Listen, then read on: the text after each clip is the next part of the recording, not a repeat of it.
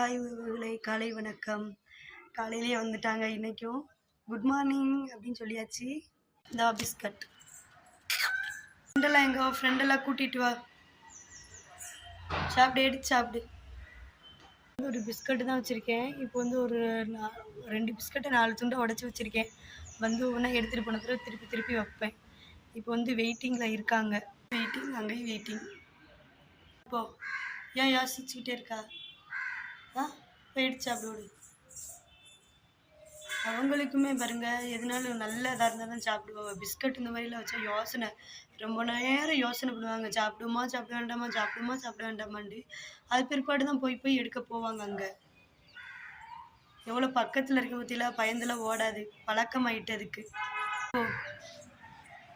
எவ்வளோ பக்கத்தில் இருந்தாலும் பறந்துலாம் ஓட மாட்டாங்க. நம்ம கையில் கொடுத்தாலுமே இப்படியே பார்த்துக்கிட்டே தான் இருப்பாங்க இவங்க. சாப்பிடுமா சாப்பிடு. வாய் இருக்கிறவங்க எனக்கு சிக்கன் பிரியாணி கூட, மட்டன் பிரியாணி கூட, அது கூட இது கூடன்றுவாங்க.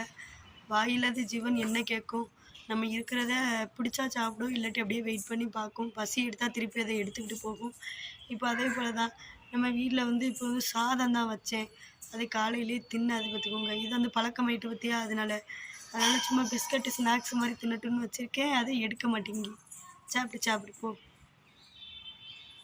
அவங்க வந்து பிஸ்கட்டை எடுக்கலையா, இப்போ வந்து கொஞ்சம் சாதம் வந்து சாம்பாரில் பிசைஞ்சு வைக்கலான்னு இருக்கேன். அதையினாலும் சாப்பிடட்டும், பாவமாகவும் இருக்குது. என்ன செய்ய, தினமும் வீட்டு வாசலில் வந்து கத்தியிருந்தாங்கல்ல.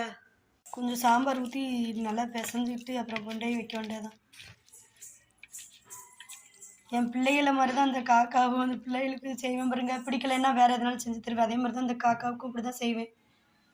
சாப்பிடல, சோறு வச்சோன்னே சாப்பிடுதாங்க. இப்போ தான் சாப்பிடுதாங்க. புதையிலா பிஸ்கட் வச்சா சாப்பிட மாட்டேன்ட்டு, அதுக்குமே தெரியுது எதை சாப்பிடணுன்ட்டு.